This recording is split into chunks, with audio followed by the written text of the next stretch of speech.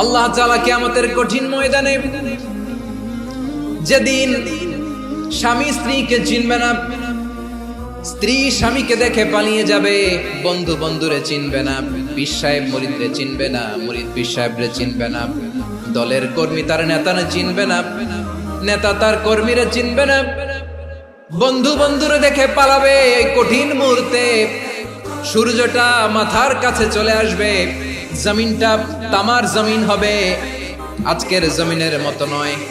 মানুষ ঘর্মাক্ত, ক্লান্ত, শ্রান্ত মাথার মগজগুলো কানের ছিদ্র আর নাকের ছিদ্র দিয়ে বেয়ে বেয়ে পড়বে।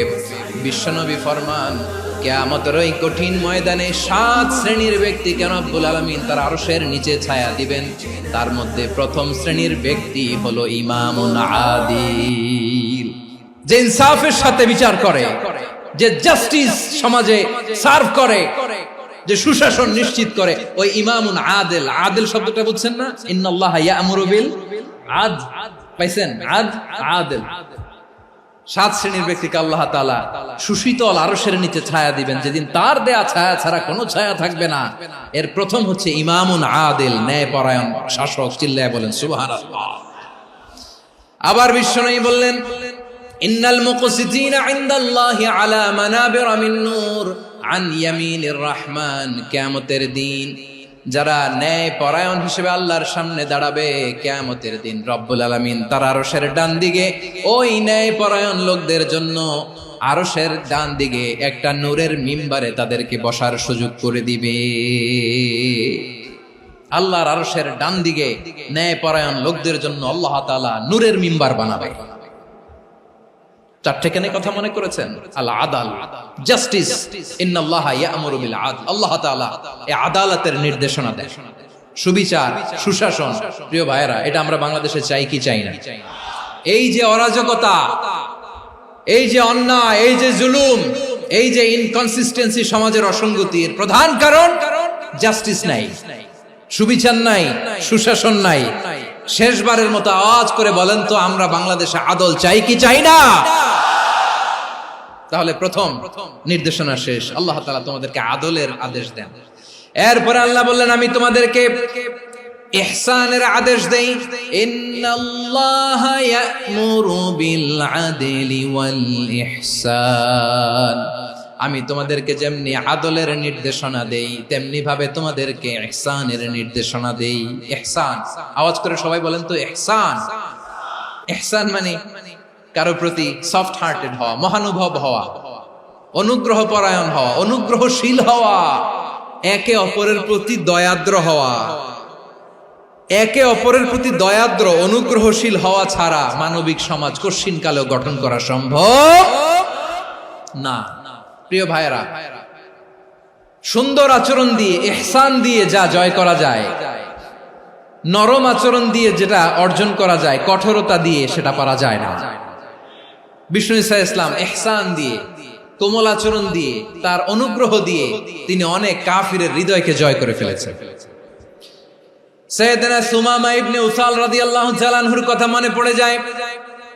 তিনি ছিলেন ইয়ামামার বাদশা। মদিনাতে বিশ্বনবীকে হত্যা করার নিয়তে এসেছিলেন। গোপনে গোপনে বিশ্বনবীকে হত্যা করে আবার ইয়ামামাতে তিনি ফিরে যাবেন। কিন্তু কি অবাক করা কাণ্ড, হত্যা করতে পারে নাই, সাহাবাদের হাতে তিনি ধরা পড়ে গেলেন। সাইয়েদনা সুমামা ইবনে উসাল রাদিয়াল্লাহু তাআলা আনহু হত্যার নিয়তে আসলেন, কিন্তু হত্যা করতে পারলেন না। সাহাবারা ওনাকে ধরে ফেললেন, ধরে মসজিদে নববীর পিলারের মধ্যে বেঁধে রাখলেন। সুমামা ইবনে উসাল, সিরাত থেকে শুনে, সিরাত থেকে শোনাচ্ছি, রাদিয়াল্লাহু তাআলা আনহু ইয়ামামার অধিপতি ছিলেন। বিশ্বনবীকে হত্যার জন্য আসছেন, ধরা পড়ে গেছেন, এখন মসজিদে নববীতে বেঁধে রাখছেন। তার মানে বন্দী। এখন স্ট্যাটাস কি? বন্দী, ক্যাপ্টিভ। তো বিষ্ণু ঈসা ইসলাম সাহাবাদেরকে বললেন, তার খোঁজ খবর নিও, সুমামা ইবনে উসালের খোঁজ খবর নিও। সাহাবারা বলেন, ইয়া রাসূলুল্লাহ, আপনাকে হত্যা করতে এসেছে, তার তো কঠিন ক্যাপিটাল পানিশমেন্ট হওয়া দরকার, কঠিন শাস্তি হওয়া দরকার। বিশ্বনবী বললেন, না, আমি যেটা জানি তোমরা সেটা জানো না, তোমরা সুমামার সাথে ভালো আচরণ করো। বিশ্বনবী সুমামার কাছে গেলেন। প্রথম দিন যে তিনি কালেমার দাওয়াত দিলেন, ইমানের দাওয়াত দিলেন, ইসলামের দাওয়াত দিলেন, রিসালাতের দাওয়াত দিলেন, আখিরাতের দাওয়াত দিলেন। পরের দিন যে বিশ্বনবী সালাতের দাওয়াত দিলেন, যাকাতের দাওয়াত দিলেন, ইসলাম কি, কিভাবে, কেমন করে পালন করতে হয় চমৎকার আর্টিকুলেট করতে শুরু করলেন। তন্ময় হয়ে সুমামা ইবনে উসাল রাদিয়াল্লাহু তাআলা আনহু বিশ্বনবীর কথাগুলো শুনতে আরম্ভ করলো। একদিন নয়, 2 দিন নয়, টানা 3 দিন বিশ্বনবী সুমামার কাছে ইসলামকে প্রেজেন্ট করেছেন, উপস্থাপন করেছেন। আওয়াজ করে বলেন, কয় দিন? 3 দিন। 3 দিন মসজিদে নববীতে বাধা। আর সাহাবীদেরকে বললেন, তার খোঁজ খবর নিও, তোমরা যে রুটি বানাও এর মধ্যে সবচেয়ে ভালো আটার রুটিটা তারে দিও, সবচেয়ে রিফাইন্ড খেজুর, যেটা পিওর খেজুর, এটা তারে দিও। আর বিশ্বনবী নিজের উট থেকে দুধ দহন করে ওনার বাড়ির এক কর্মচারীকে বলেছেন, দুধ দহন করে সুমামার জন্য নিয়ে যেও। সুবহানাল্লাহ পড়বেন না? সবাই তো অবাক, ইয়ামামা থেকে আসছে নবীকে হত্যা করতে, বিশ্বনবী দেখে তারে জামাই আদর করে। একদিন নয়, 2 দিন নয়, টানা 3 দিন বিশ্বনবী এভাবে সুমামার কাছে যেয়ে ইসলামকে প্রেজেন্ট করতে আরম্ভ করলেন, ইসলামকে উপস্থাপন করতে শুরু করলেন। আর তাকে চমৎকার এন্টারটেইনমেন্ট, আপ্যায়ন দিতে আরম্ভ করলেন। টানা 3 দিন যখন ইসলামের দ্য বিউটিজ অফ ইসলাম, ইসলামের সুমহান বাণী, সৌন্দর্য তার কাছে উপস্থাপন শেষ, তাকে আপ্যায়ন শেষ, বিশ্বনবী বললেন সাহাবাদেরকে, যাও এবার সুমামার হাতের পায়ের রশি দুটো খুলে দাও।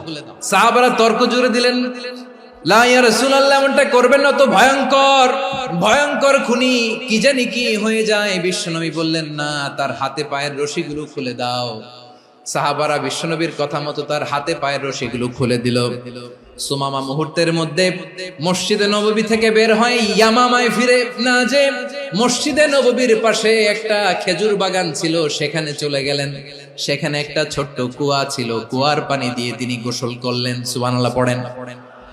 কুয়ার পানি দিয়ে গোসল করে মসজিদে নববীর সামনে এসে বিশ্বনবী এবং সাহাবাদের সামনে দাঁড়িয়ে সাব্বাবা উঁচু করে বললেন, আশহাদু আল্লা ইলাহা ইল্লাল্লাহ ওয়া আশহাদু আন্না মুহাম্মাদান আবদুহু ওয়া রাসূলুহু। আমি সাক্ষ্য দিচ্ছি আল্লাহ ছাড়া কোনো ইলাহ নাই, আর মুহাম্মদ আল্লাহ তাআলার প্রেরিত বান্দা এবং রাসূল। প্রিয় ভাইয়েরা, ইহসান দিয়ে যা জয় করা যায়, কঠোরতা দিয়ে সেটা কঠিনকালেও জয় করা যায় না। আওয়াজ করে বলেন, ঠিক কি না? এবার সুমামা দাঁড়িয়ে বলে, ওগো নবী, আমি তো কালিমা পড়ে মুসলমান হয়ে গেলাম, এবার শোনেন, এই মুহূর্তের আগে আপনার চেহারার চাইতে নিকৃষ্ট কোনো চেহারা আমার কাছে ছিল না, কিন্তু শাহাদা পাঠ করার পরে আপনার চেহারার চাইতে উত্তম শ্রেষ্ঠ কোনো চেহারা আমার কাছে আর নাই। ও নবী, আজকের দিনের আগে ইসলাম ধর্মের চেয়ে নিকৃষ্ট অপছন্দনীয় কোনো ধর্ম আমার কাছে ছিল না, কিন্তু এই মুহূর্ত থেকে ইসলামের চেয়ে সেরা শ্রেষ্ঠ পছন্দনীয় কোনো ধর্ম আমার কাছে নাই।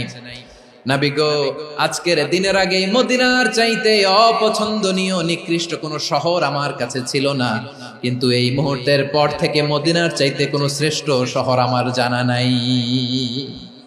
সে ছিল গমের বড় ডিলার, গম বেচত। কি বেচত? তার গম কিনে মক্কার লোকেরা রুটি খাইতো। সে ঘোষণা দিল, আজকে থেকে মক্কাবাসীদের জন্য সব গম আমি হারাম করে দিলাম, মক্কাবাসী এখন না খেয়ে মরে। সুবহানাল্লাহ পড়বেন না? মক্কাবাসী বিশ্বনবীর কাছে আসলেন, এসে বললেন, মুহাম্মদ, আমরা তো তোমার ভাই, তোমার চাচা, তোমার ভাতিজা, তোমার আত্মীয়, তুমি সুমামারে বলো সে যেন আবার গমের সাপ্লাই মক্কার জন্য অনুমতি দিয়ে দেয়। বিশ্বনবীর অনুমতি ক্রমে সুমামা আবার মক্কাতে গম পাঠাতে শুরু করলো। পড়েন সুবহানাল্লাহ। ইহসান, ইহসান দিয়ে আপনি যেটা জয় করতে পারবেন, you can win the heart of your enemies. ইহসান দিয়ে আপনি আপনার শত্রুর হৃদয়কে জয় করতে পারবেন।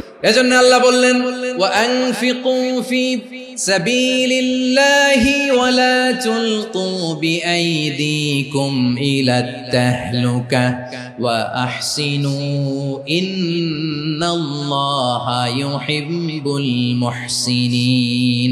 তোমরা আল্লাহর রাস্তায় দান করবে আর নিজেরা নিজেদেরকে ধ্বংসের হাতে ঠেলে দিও না। তোমরা একে অপরের প্রতি ইহসান করবে, কারণ ইহসানকারীদেরকে আল্লাহ বড় ভালোবাসেন। সুবহানাল্লাহ পড়েন। আবার সূরা রহমানে আল্লাহ বললেন, হাল জাযাউল ইহসানি ইল্লাল ইহসান ফাবিআইয়ি আলা, সবাই পড়েন, ফাবিআইয়ি আলাই রাব্বিকুমা তুকাযযিবান। ইহসানের প্রতিদান হিসেবে ইহসানি হয়। বিশ্বনবী সুমামার প্রতি যেমন ইহসান করেছেন, সুমামাও ঠিক তেমন ইহসান ফিরিয়ে দিয়েছে। ঠিক কিনা বলেন? তাহলে এক নম্বরে হচ্ছে আদ, ন্যায় বিচার। দুই নম্বরে সবাই বলেন ইহসান, সদাচরণ। ইহসান দুই ধরনের প্রিয় ভাইরা, ইহসান ফিল ইবাদা, ইহসান ফিল মুআমালা। ইহসান ফিল ইবাদা হচ্ছে একাগ্র অনুভবে ইবাদতে ডুব দেওয়া, এর নাম ইবাদতের ইহসান। সুবহানাল্লাহ পড়ুন। বিশ্বনবী বলেন ইহসান মানে কি জানো নাকি? হাদিসে জিবরিলে সাইয়েদনা জিবরিল আলাইহিস সালাম বিশ্বনবীকে বললেন আখবিরনি আনিল ইহসান। নবী আমাদেরকে বলেন ইহসান মানে কি? বিশ্বনবী বললেন আনতা আবুদাল্লাহা কাআন্নাকা তারাহু ফাইন লাম তাকুন তারাহু ফাইন্নাহু ইয়ারাক। ইহসান মানে হলো এমন ভাবে তুমি আল্লাহর সামনে নিজেকে উজাড় করে ইবাদত করবে, তুমি ভাববে তুমি আল্লাহকে দেখতে পাচ্ছ। আর এটা যদি ভাবা তোমার জন্য কঠিন হয়ে যায়, অন্তত এতটুকু তুমি ভাববা যে আল্লাহ তোমাকে দেখতে পাচ্ছেন। ঠিক কিনা বলেন? ও আমার বীর চট্টলার ভাইয়েরা, কেউ যেটা দেখে না সেটা দেখে কে? এই বিশ্বাস হৃদয়ের মধ্যে আছে? নামাজে যখন দাঁড়ান এই ফিলিংসটা আনা যাবে? এসা পর্যন্ত যে আমরা হায়াত পাবো কোনো গ্যারান্টি আছে? সবাই আওয়াজ করে বলেন গ্যারান্টি আছে? গ্যারান্টি নাই। এজন্য বিষ্ণু ইসলাম বলেছে এমন ভাবে নামাজে দাঁড়াও, ইবাদত করো, মনে করো হতে পারে এটাই আমার জীবনের শেষ নামাজ। Perform the salah as if this is your last and final prayer. এমন ভাবে সালাতে দাঁড়াও, ভাবো হতে পারে এটাই তোমার জীবনের শেষ নামাজ। এমন ভাবে নামাজে দাঁড়াও, ভাবো এটাই শেষ নামাজ। তাহলে নামাজে একাগ্রতা বাড়ায় দিবে কে? ফলে ইবাদতের ইহসান আমাদের অর্জিত হবে। আর মুআমালাতে ইহসান হলো, বিশ্বনবী বলেন ইন্নাল্লাহা তাবারাকা ওয়া তাআলা কাতাবাল ইহসানা আলা কুল্লি শাই ফাইযা কাতালতুম ফাআহসিনুল কিতলা ওয়া ইযা যাবাহতুম ফাআহসিনুয যাবহা ওয়ালিয়ুহিদ্দা আহাদুকুম শাফরাতাহু ওয়ালিয়ুরিহ যাবিহাতাহু। ইহসান দুই ধরনের, আওয়াজ করে বলতে হবে কয় ধরনের? একটা হচ্ছে ইহসান ফিল ইবাদা, ইবাদতে ইহসান। ইবাদতে ইহসান কি? একাগ্র অনুভব দিয়ে ইবাদত করা, মন প্রাণ দিয়ে ইবাদত করা। আর মুআমালাতে ইহসান কি? সব কাজে, দৈনন্দিন কাজে, কর্মে, সামাজিক অ্যাক্টিভিটিতে কোমলতা প্রদর্শন করা, অনুগ্রহের সাথে সবকিছু করা। আল্লাহ তাআলা ইন্নাল্লাহা তাবারাকা ওয়া তাআলা কাতাবাল ইহসানা আলা কুল্লি শাই, তিনি সবকিছুর ব্যাপারে ইহসানকে আবশ্যক করেছেন। সবকিছু, মুমিনের সব কাজে ইহসানের পরশ থাকবে। ওয়া ইযা কাতালতুম ফাহসিনুল কিতলা, বিষ্ণুই বলেন তুমি যখন কাউকে হত্যা করো ইহসানের সাথে করো। সুবহানাল্লাহ পড়বেন না? যখন হত্যা করো তখনও ইহসানের সাথে। আচ্ছা হত্যা করবো আবার ইহসান আসবে করতে করে তো মেরেই ফেলবো আমি। আল্লাহ, ও ভাই একজন খুন করেছে, খুনি, রাষ্ট্রীয় আইনে তার শাস্তি হয়েছে ডেথ পেনাল্টি, মৃত্যুদণ্ড। এখন মৃত্যুদণ্ড দেখে আপনি যেমনি মন চায় তেমনি মারবেন লোকটারে? ওর নাক কেটে ফেলতে পারবেন? ওর কান কাটতে পারবেন? ওর চোখ উপড়ে ফেলতে পারবেন আপনি? যেমন মন চায় তার অঙ্গহানি করা যাবে না। ইহসানের সাথে তাকে হত্যা করো। সুবহানাল্লাহ, this is Islam, this is the true essence of Islam. ওয়া ইযা যাবাহতুম ফাহসিনুয যাবহা, যখন জবাই করবে তখনও ইহসানের সাথে জবাই করবে। করব জবাই, ওইখানেও নাকি ইহসান। আচ্ছা কুরবানির দিন আমরা পশুগুলোরে কি করি বলেন সবাই আওয়াজ করে? জবাই। জবাই মানে তো এটারে মেরেই ফেলতেছি, একটু পরে তো টুকরো টুকরো করে গোশতগুলো খাবো, এটা তো খাবো, এটা তো মেরেই ফেলবো। বিষ্ণু বলে না, জবাইয়ের মধ্যেও মুমিনের জবাইয়ের ভেতরেও ইহসানের পরশ থাকা চাই। যখন জবাই করবে প্রাণীটাকে হাত পা টাইট করে বেঁধে নাও, ছুরিটাকে শার্পেন করে নাও, ধারালো করে নাও, যাতে অল্প সময়ে জবাইটা হয়ে যায়, প্রাণীটা যাতে কম কষ্ট পায়। সুবহানাল্লাহ পড়ে। দিস ইজ কল্ড ইহসান। আল্লাহ তাআলা যেমনি আদলের আদেশ করেছেন, ন্যায় বিচার, জাস্টিস এনশিওর করতে বলেছেন, সমাজে ইহসানের ব্যবহার, ইহসানের অনুশীলন তিনি করতে বলেছেন। এজন্য মুমিনের প্রতিটি কাজে, আমার চট্টগ্রামের ভাইয়েরা আমার দিকে তাকান, খেয়াল করে শুনুন, মুমিন জীবনের প্রতিটি কাজে ইহসানের পরশ থাকা চাই। আমরা যেন আমাদের পরিবারের প্রতি ইহসান করি, আমরা যেন আমাদের কর্মচারীদের প্রতি ইহসান করি, আমরা যেন আমাদের কলিগদের প্রতি ইহসান করি, আমরা যেন আমাদের ভাইদের প্রতি ইহসান করি। মুমিন জীবনের প্রতি কাজে ইহসানের পরশ থাকার দরকার আছে না নাই? কথা বুঝতে পেরেছেন? তাহলে আল্লাহ তাআলার তিনটা আদেশ ছিল, কয়টা গেল? প্রথমে কি ছিল? আদল। দুই নম্বরে তিন নম্বরে রব্বুল আলামিন বললেন ওয়া ইতাইদিল কুরবা, নিকটাত্মীয়দেরকে দান করো। নিকট আত্মীয়দেরকে দাও, যারা তোমাদের ব্লাড কানেকশনের আত্মীয় তাদেরকে তোমরা দাও। এখানে জেনারেলি বললেন দাও, কি দিব সেটা তিনি এখানে বলেন নাই, সেটা তিনি সূরাতুল ইসরার মধ্যে বলেছেন। আল্লাহ বলেন ওয়া আতিযাল কুরবা হাক্কাহ, নিকট আত্মীয়দেরকে তাদের অধিকার, তাদের প্রাপ্য তোমরা বুঝিয়ে দাও। দেখেন, একটা শান্তির সমাজ, একটা সমৃদ্ধ সমাজ, একটা মানবিক সমাজ গঠনের জন্য আল্লাহ তাআলা বেশি না, মাত্র তিনটা অর্ডার, তিনটা ভার্ডিক্ট তিনি জারি করেছেন। এক নাম্বার সুশাসন, ন্যায় বিচার। দুই নাম্বার ইহসান। তিন নাম্বার নিকটাত্মীয়, যারা কাছের, তোমার ভেরি ক্লোজ রিলেশনশিপে আছে, তাদেরকে দাও। দাও, দিলে বাড়িয়ে দেয় কে? অনেকে দিতে চায় না, কৃপণতা করে। দিলে বাড়ায় দেয় কে? ও মিয়া, মদিনার মধ্যে সবচাইতে গরিব সাহাবী ছিল বেলাল রাদিয়াল্লাহু তাআলা আনহু। ওনার এন্টায়ার অ্যাসেট, সম্পদের পরিমাণ কতদূর জানেন? একটা লুঙ্গি। বেলাল রাদিয়াল্লাহু তাআলা আনহু, ওনার টোটাল ওয়েলথের এস্টিমেশন হচ্ছে মাত্র একটা লুঙ্গি। একটা লুঙ্গি, টোটাল ওয়েলথ এস্টিমেশন, টোটাল সম্পদের পরিমাণ বেলাল রাদিয়াল্লাহু তাআলা আনহুর কি ছিল? ওই বেলাল রাদিয়াল্লাহু তাআলা আনহুকে বিষ্ণু ইসলাম বলেছেন আনফিক ইয়া বেলাল, ও বেলাল তুমিও দাও। ওয়ালা তাখশা মিন যিল আরশি ইখলালা, আরশের অধিপতির তো কোনো ঘাটতি নাই, তুমি দিলে ওই আল্লাহ তোমারে বাড়ায় দিবে। এজন্য আমার প্রিয় ভাইয়েরা, দিলে কমে না, দিলে বাড়ে। অনেকে ধরে রাখে, নতুন কিছু নিতে পারে না, হাত দিয়ে যেটা ধরে রেখেছেন এটা দিয়ে দেন, বড় একটা ধরার সুযোগ পাবেন। জোরে বলেন ঠিক কিনা? রব্বুল আলামিন বললেন তিন নাম্বার আদেশ হলো তোমাদের প্রতি সমাজটারে কেমন করে মানবিক সমাজ, সুন্দর সমাজ গড়বা। তিন নাম্বার আদেশ হলো ওয়া আতিদাল কুরবা হাক্কা, নিকটাত্মীয়দেরকে তাদের প্রাপ্য বুঝিয়ে দাও। এই নিকটাত্মীয়দেরকে তাদের অধিকার বুঝিয়ে দেওয়া, প্রাপ্য বুঝিয়ে দেওয়াতে আমাদের গাফলতি আছে না নাই? অনেকে দেখবেন অনেক আল্লাহওয়ালা, তাহাজ্জুদ গুজার, সেজদা দিতে দিতে কপালে কালো দাগ ফেলে দিছে, সে তার বোনের হকটা আদায় করে নাই, আছে না নাই? অনেক বড় হাজী সাহেব, বিশাল লম্বা দাড়ি, ছেলেরে সব দিয়ে দিছে, মেয়েরে কিছু দেয় নাই, মেয়ের হক আদায় করে নাই, আছে না নাই?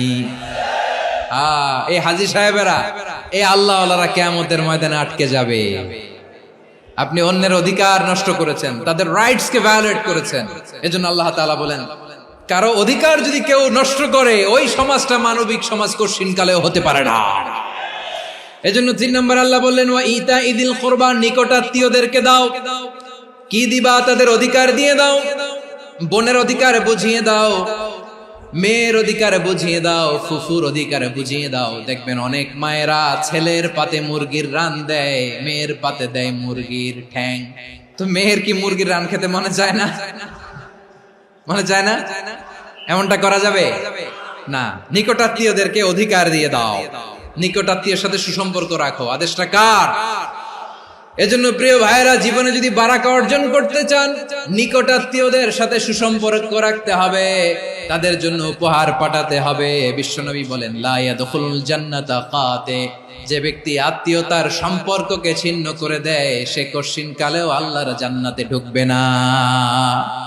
আপনি কি এটারে সহজ হাদিস মনে করছেন? এটা সহজ কথা? আপনি ভাবছেন আপনার নামাজ আপনারে বাঁচাতে পারবে, আপনার রোজা বাঁচাতে পারবে, আপনার তাহাজ্জুদ আপনারে বাঁচাতে পারবে? অধিকার নষ্ট করলে কিছুই আপনারে বাঁচাতে পারবে না। এজন্য নিকট আত্মীয়দেরকে দিতে হবে বেশি বেশি। বিশ্বনবী বলেন ইন্না সাদাকাতা আলাল মিসকিনি সাদাকা ওয়া আলা যির রাহিমি ইসনাতান সাদাকাতুন ওয়া সিলা।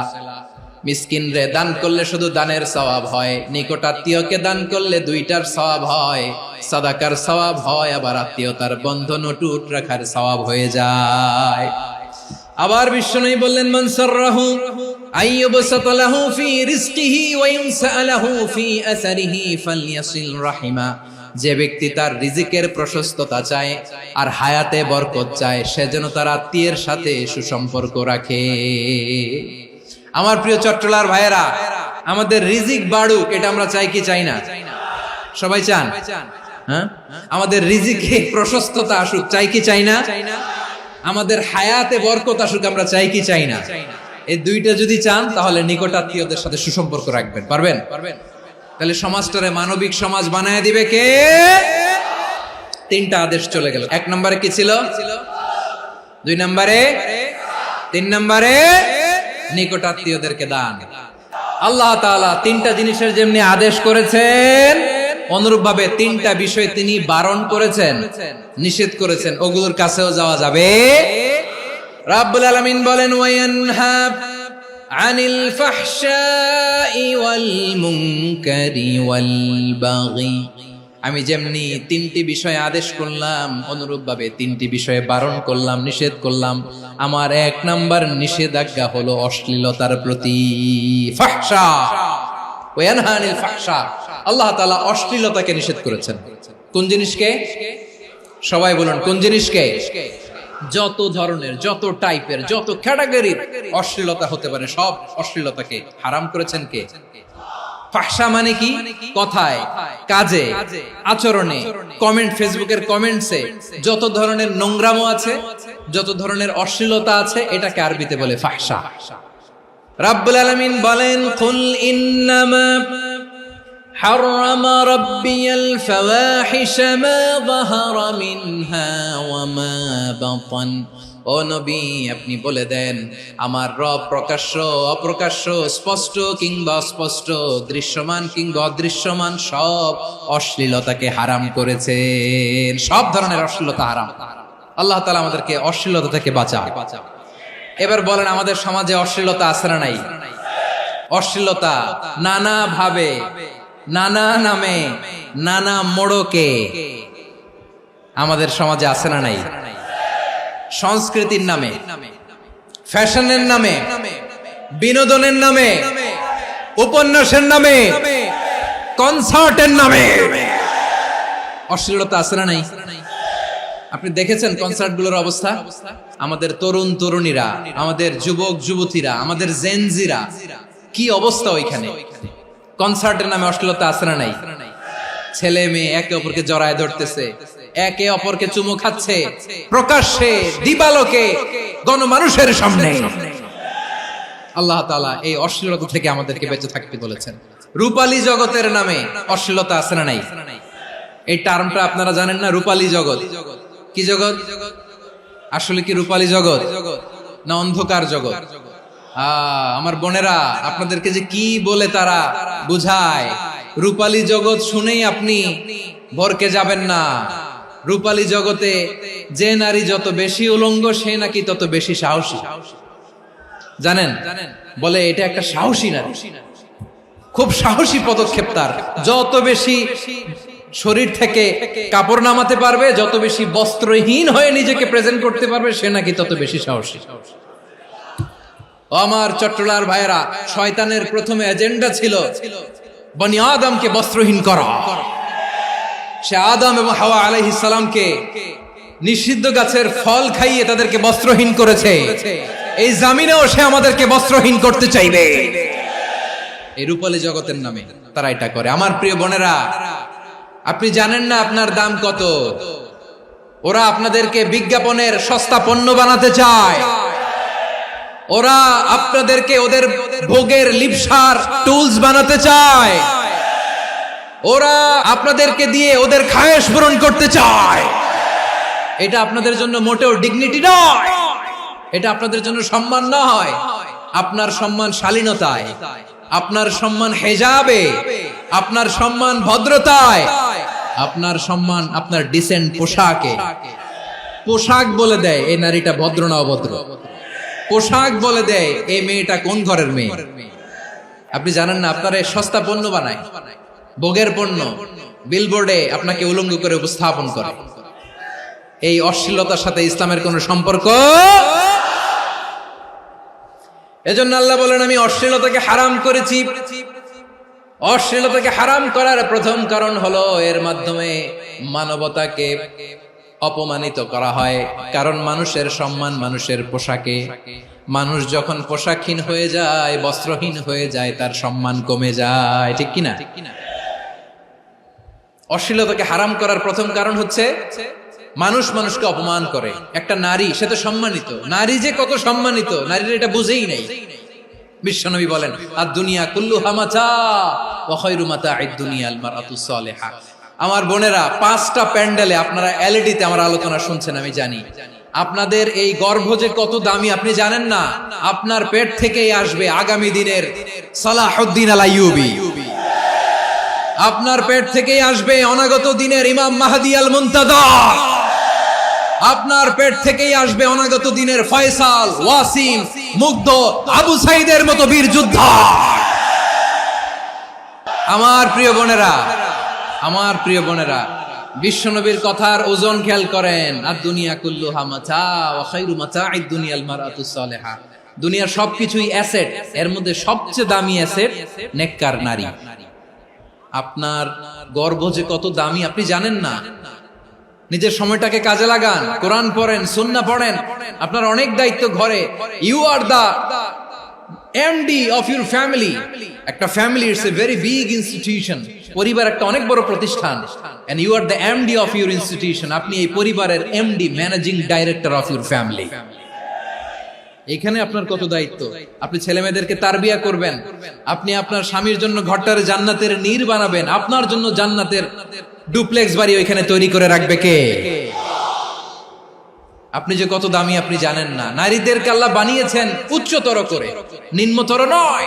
নারীদেরকে ছোট্ট জিনিস দিলে এটারে বড় করে দেয়। নারীদেরকে ভ্রূণ দিলে, শুক্রাণু দিলে নারী এটারে বাচ্চা হিসেবে উপহার দেয়, ঠিক কিনা? বিয়ের মাধ্যমে স্বামী যখন তার শুক্রাণু তার স্ত্রীকে উপহার দেয়, স্ত্রী রিটার্নে কি উপহার দেয়?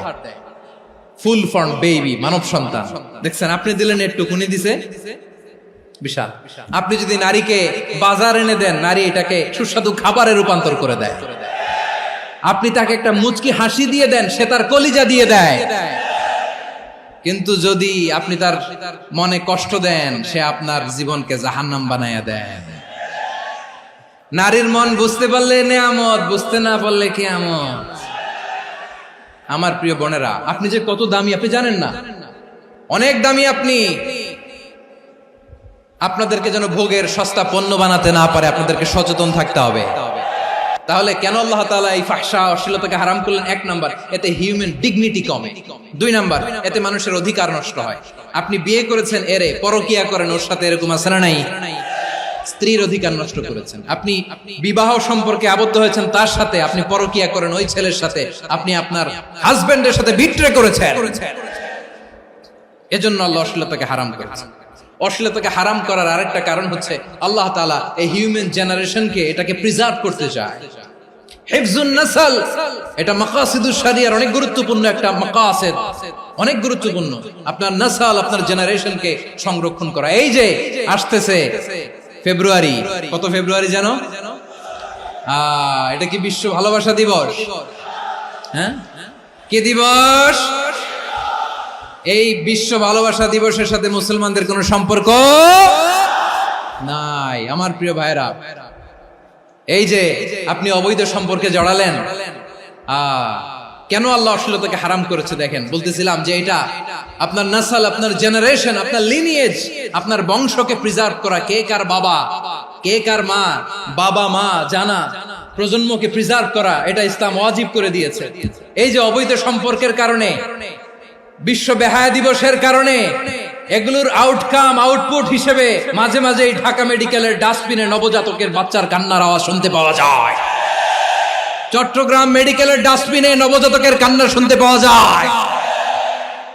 বীর চট্টলার মুসলমানেরা বুঝতে পারলে আওয়াজ করে বলেন, এই যে চট্টগ্রাম মেডিকেলে যে নবজাতকটা পাওয়া গেল, ওর বাবাকে আমাকে বলেন, ওর মাকে, ও কোন ফ্যামিলির সন্তান কেউ জানে? আপনি হিউম্যান ডিগনিটিকে অপমান করেছেন না? আপনি তার ভবিষ্যৎকে অন্ধকার করেছেন না? আপনি তার লিনিয়েজকে প্রশ্নবিদ্ধ করে দিয়েছেন না? এই জন্য আল্লাহ তাআলা অশ্লীলতাকে আমাদের জন্য হারাম করে দিয়েছেন। পড়েন সুবহানাল্লাহ। এই জন্য রাব্বুল আলামিন বলেন, কুল ইন্নামা হারাম রাব্বিয়াল ফাওয়াহিশা মা যাহারা মিনহা ওয়া মা বাতান। প্রকাশ্য অপ্রকাশ্য সব অশ্লীলতাকে হারাম ঘোষণা করে দিয়েছে কে? আবার দুনিয়ার বুকে যারা অশ্লীলতার প্রসার করে তাদের জন্য শাস্তি মজুদ রেখেছে কে? রব্বুল আলামিন বলেন ইন্নাল্লাযীনা ইউহিব্বুনা আন তাশিআল ফাহিশাতু ফিল্লাযীনা আমানু লাহুম আযাবুন আলীমুন ফিদ দুনিয়া ওয়াল আখিরাতি ওয়াল্লাহু ইয়ালামু ওয়া আনতুম লা তা'লামুন। নিশ্চয়ই যারা বিশ্বাসীদের মাঝে অশ্লীলতার প্রচার প্রসার করতে চায় তাদের জন্য আমি মর্মন্তুদ শাস্তি প্রস্তুত করে রেখেছি, দুনিয়াতেও রেখেছি, আখিরাতেও রেখেছি। ঘোষণাটা কার? যারা এই নাটকের নামে, সিনেমার নামে, রূপালী জগতের নামে, মুভির নামে, ওটিটি প্ল্যাটফর্মের নামে আমার সমাজে অশ্লীলতা ছড়াতে চায় তাদের জন্য কঠিন মর্মন্তুদ শাস্তি মজুদ রেখে দিয়েছে কে? ও আমার বোনেরা, এখনো আপনি জাগবেন না? এখনো আপনার চিন্তার দুয়ারে এখনো নাড়া পড়ে নাই? ওরা আপনাকে উলঙ্গ বানাতে চায়, ওরা আপনাকে আইটেম গার্ল বানাতে চায়। এজন্য ইসলাম অশ্লীলতাকে হারাম করেছে। হারাম। ইসলাম বলেছে যোজন যোজন দূরে থাকো, ওরা বলে না কাছে আসো, কাছে আসার গল্প, ক্লোজ আপ ওয়ান, কাছে আসার গল্প আছে না নাই? তাহলে অশ্লীলতার সাথে আমাদের কোনো সম্পর্ক? সবাই বলতে পারেননি, আওয়াজ করে বলুন, অশ্লীলতার সাথে আমাদের কোনো সম্পর্ক? আমরা এই সমস্ত ক্লোজ আপ ওয়ান, কাছে আসার গল্পের প্রোগ্রামে যাব? আমরা কোন ধরনের অশ্লীল কন্টেন্ট সোশ্যাল মিডিয়ায়, টিভিতে দেখব? কি যুগ যে আমরা কাটাচ্ছি আপনি কল্পনা করতে পারবেন না। পর্ন ইন্ডাস্ট্রি, নারী পুরুষের বস্ত্রহীন যুগল দৃশ্য, এটাকে দিয়ে ওরা কোটি ডলারের ইন্ডাস্ট্রি বানিয়েছে। পুরো মানব ইতিহাসে এরকম জঘন্য সময় মানব ইতিহাস পার করে নাই। পর্ন এটা ইন্ডাস্ট্রি হয়ে গেছে।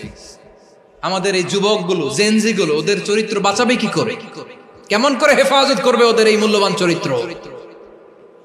আমার প্রিয় ভাইরা, এই অশ্লীলতার দ্য লেটেস্ট ভার্সন হচ্ছে LGBTQ, শরীফ থেকে শরীফা।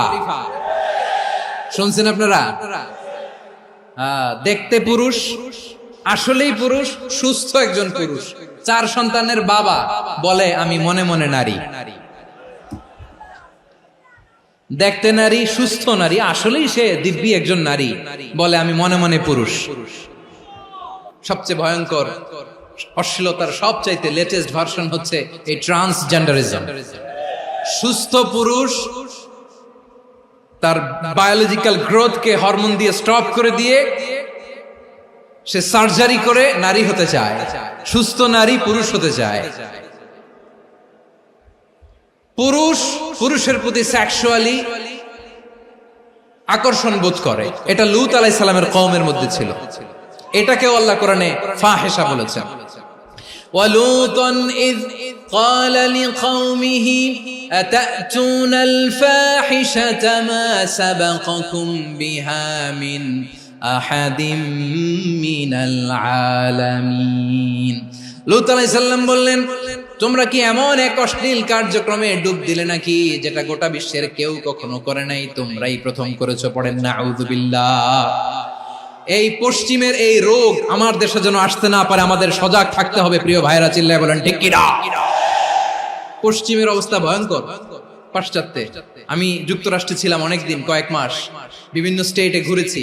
গার্ডিয়ানরা উদ্বিগ্ন, ছেলে মেয়েদেরকে, ছোট্ট ছেলে মেয়ে, ওদেরকে জিজ্ঞেস করে, তুমি how do you feel right now inside yourself? তুমি ভিতরে ভিতরে কেমন ফিল করো? তোমার কি ছেলে ছেলে লাগে না মেয়ে মেয়ে লাগে? আচ্ছা বলেন, এই ছোট্ট বাচ্চাটাও কি এগুলো জেন্ডার অ্যাসাইনমেন্ট বলতে এগুলো কিছু বুঝে? এইভাবে মিসগাইড করা হচ্ছে। কৌতূহল বশত ছোট্ট ছেলে যদি বলে আমার তো মেয়ে মেয়ে লাগে, তখন বলে যে না তুমি মেয়ে, ছেলে না। মা বাবা বাধা দিলে ওকে আলাদা গভর্নমেন্ট হাউসে নিয়ে যায়। ভয়ঙ্করতম অবস্থা। আমরা একটা সময় শুনতাম যে হুজুর আমার ছেলেটা খুব ভালো, হাফেজে কোরআন, আল্লাহওয়ালা। হুজুর আমার ছেলে দাড়ি রাখছে, আল্লাহওয়ালা। হুজুর আমার ছেলে 5 ওয়াক্ত সালাত জামাতের সাথে পড়ে, তার মানে আল্লাহওয়ালা। পশ্চিমে যে আমি কি শুনছি জানেন? ওরা বলে হুজুর আমার ছেলেটা ইউনিভার্সিটির একটা মেয়ের সাথে প্রেম করে, ও খুব আল্লাহওয়ালা, হুজুর দোয়া করবেন। এর কারণ ওদের কাছে আল্লাহওয়ালার ক্রাইটেরিয়া হচ্ছে হুজুর আমার ছেলেটা আরেক ছেলের পছন্দ করে নাই, আমার মেয়েটা আরেক মেয়েকে ভালোবাসে নাই, এজন্য আমার ছেলেটা আল্লাহওয়ালা হুজুর ওর জন্য একটু দোয়া করে দিয়ে।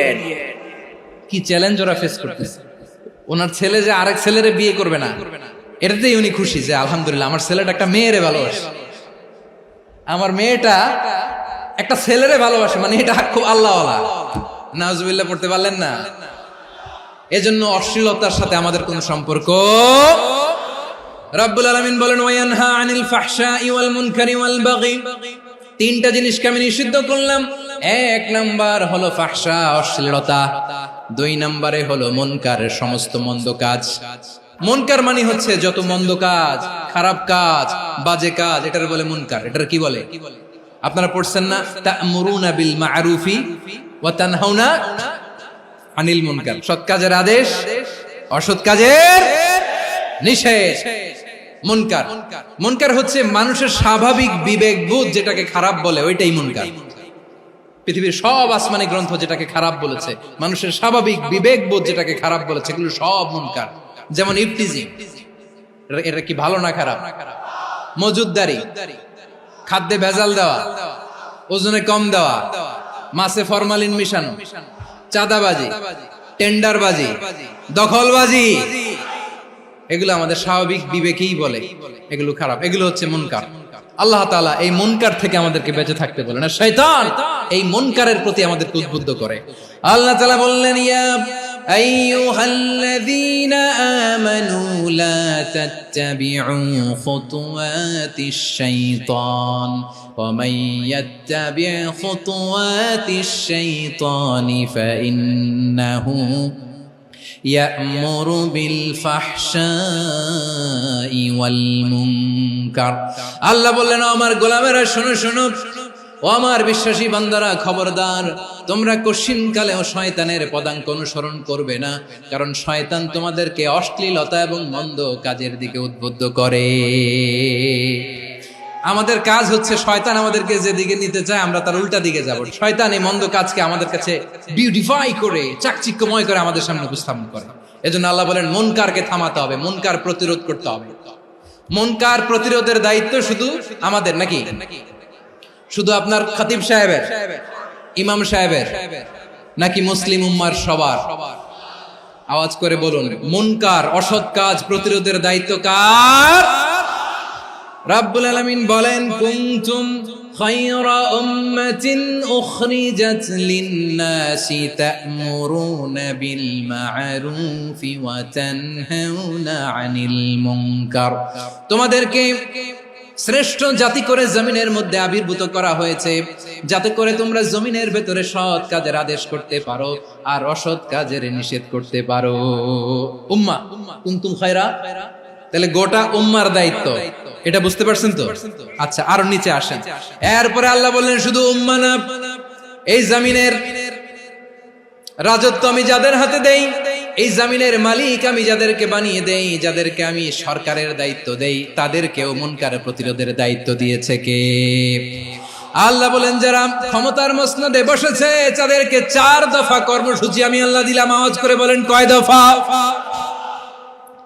আল্লাহ বলেন, আল্লাযীনা ইম্মাক্কান্নাহুম ফিল আরদি আকামুস সালাতা ওয়া আতাউয যাকাতা ওয়া আমারু বিল মা'রুফি ওয়া নাহাউ আনিল মুনকার ওয়ালিল্লাহি আকিবাতুল উমুর। যারা এই জমিনের উত্তরাধিকার হয়েছে তারা 4 দফা কর্মসূচি নিয়ে সামনে আগাবা। সালাত কায়েম করবা, যাকাত আদায় করবা, সৎ কাজের আদেশ দিবা, অসৎ কাজ থেকে মুনকার প্রতিরোধ করবা। আদেশটা কার? আমার প্রিয় চট্টলার ভাইরা, পুরো উম্মার দায়িত্ব মুনকার প্রতিরোধ করা, সরকার প্রধানের দায়িত্ব মুনকার প্রতিরোধ করা। এরপর আল্লাহ বলেন, প্রতিটা ফ্যামিলির যিনি প্রধান সিইও বাবা, প্রত্যেক বাবারও দায়িত্ব এই মুনকার প্রতিরোধ করা। আওয়াজ করে বলেন ঠিক কি না? যেমনটি সাইয়েদনা লুকমান আলাইহিস সালাম ওনার কলিজার টুকরা সন্তানকে আদেশ করেছেন, ইয়া বুনাইয়া আকিমিস সালাতা ওয়া'মুর বিল মা'রুফি ওয়ানহা আনিল মুনকার। পড়েন সুবহানাল্লাহ। বাবা ছেলেকে সবক দিচ্ছে, লুকমান আলাইহিস সালাম ছেলেকে বলতেছে, ওরে আমার কলিজার টুকরা সন্তান, ওরে আমার বাছা, নামাজ কায়েম করবা, সৎ কাজের আদেশ দিবা, আর মুনকার প্রতিরোধ করবা, অসৎ কাজ, সমাজ থেকে খারাপ কাজকে ঝেঁটে বিদায় করে দিবা।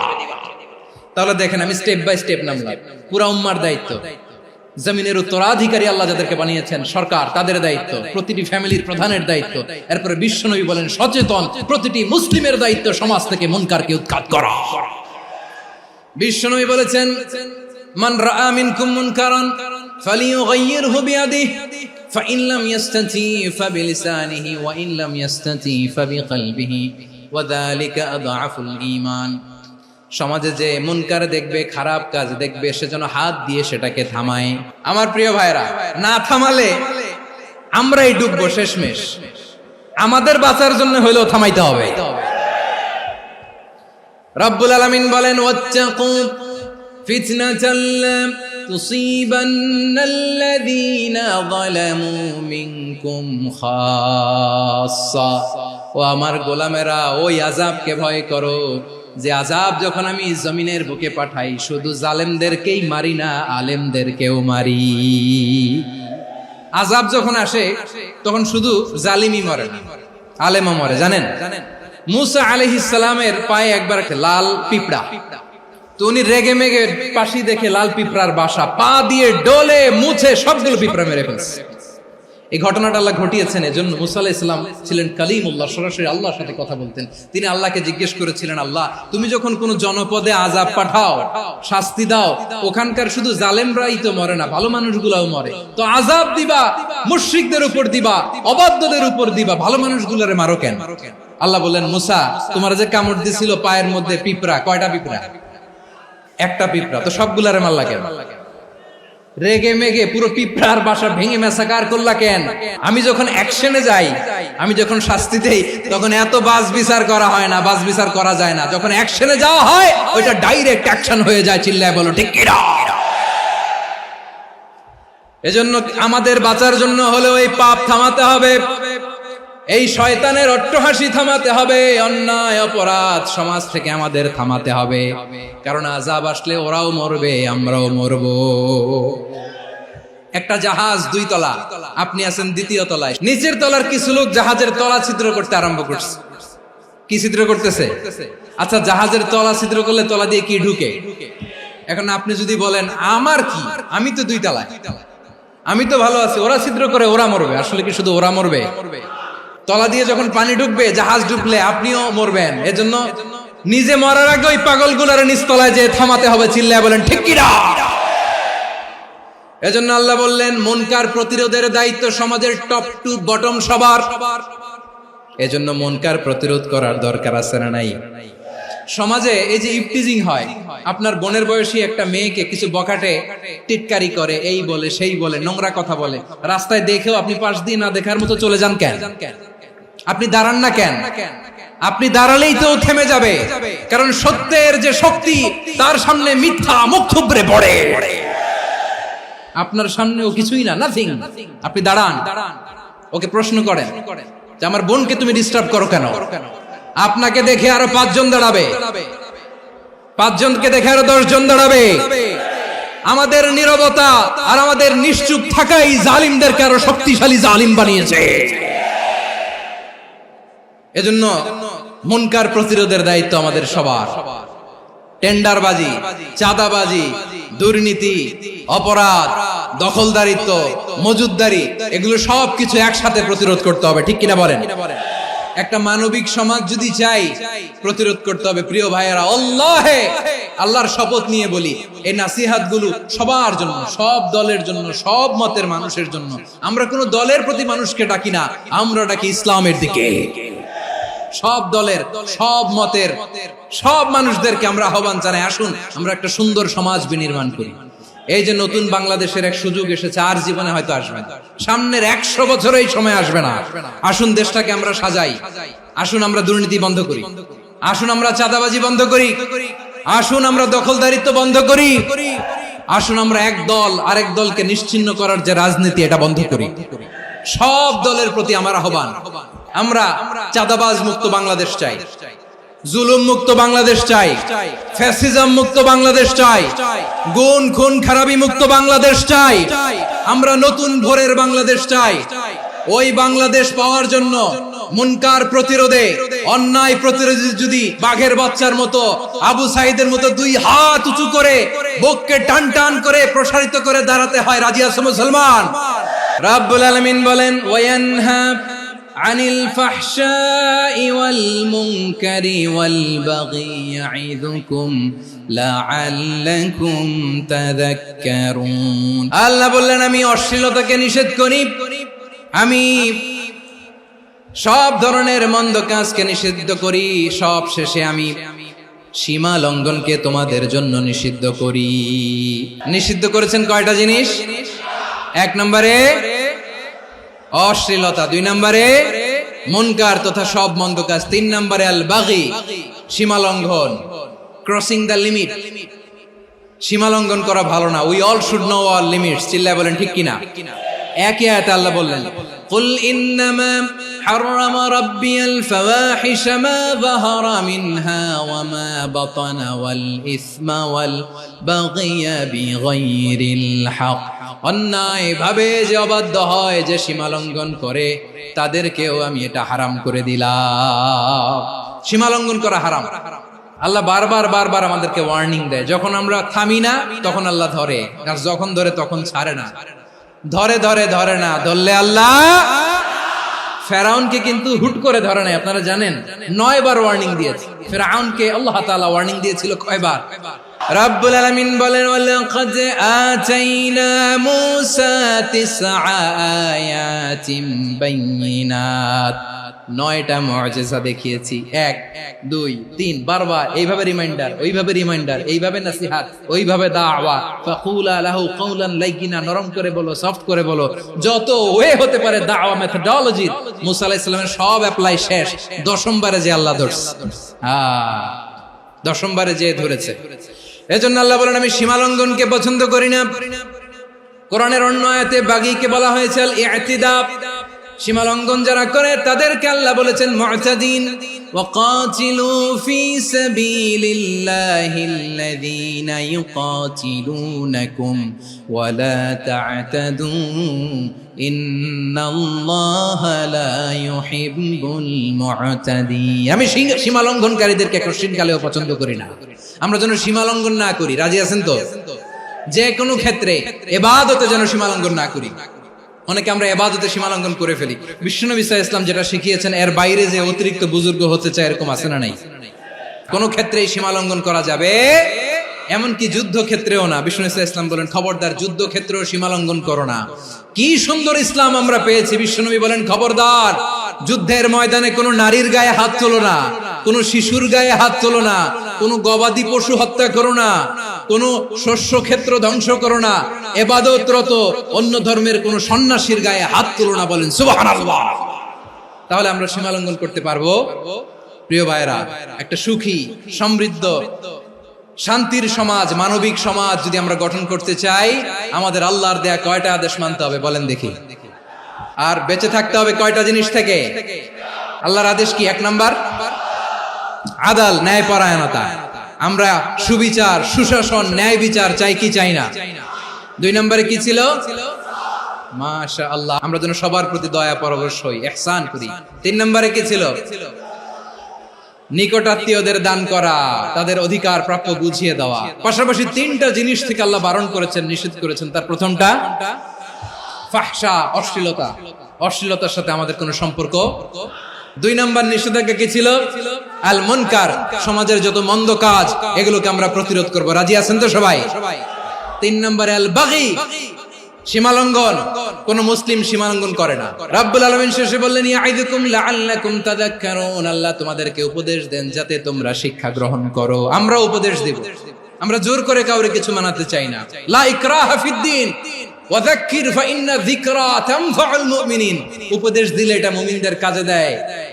লাস্তা আলাইহিম বিমুসাইতির ইন্নামা আনতা মুযাক্কির। নবী হে, আপনি রিমাইন্ডার দাতা, আপনি উপদেশ দিবেন। আমরাও বিশ্বনবীর এই হাদিসগুলো থেকে, কোরআনের আয়াত থেকে রিমাইন্ডার, এই কথামালা বাণী বাহক হিসেবে এই বাণীগুলো আপনাদের সাথে কাছে পৌঁছে দিলাম।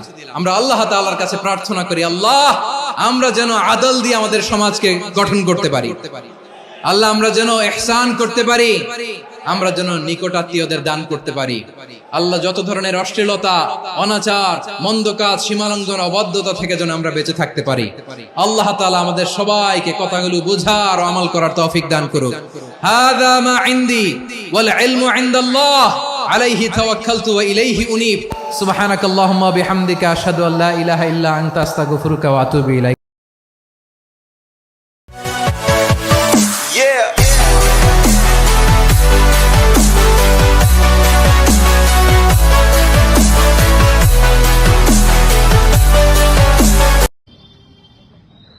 किरिस का सुनेगा गाना? किरिस का सुना? किरिस का? किरिस का सुनेगा? सुना तो दिल ना दिया, दिल ना लिया, दिल ना दिया, दिल ना लिया, तो बोलो ना का किया। ले बेटा आकी दुनिया में भी अगर ले बेटा प्यार न किया तो क्या किया। ले बेटा आकी दुनिया में भी अगर ले बेटा प्यार न किया तो क्या किया।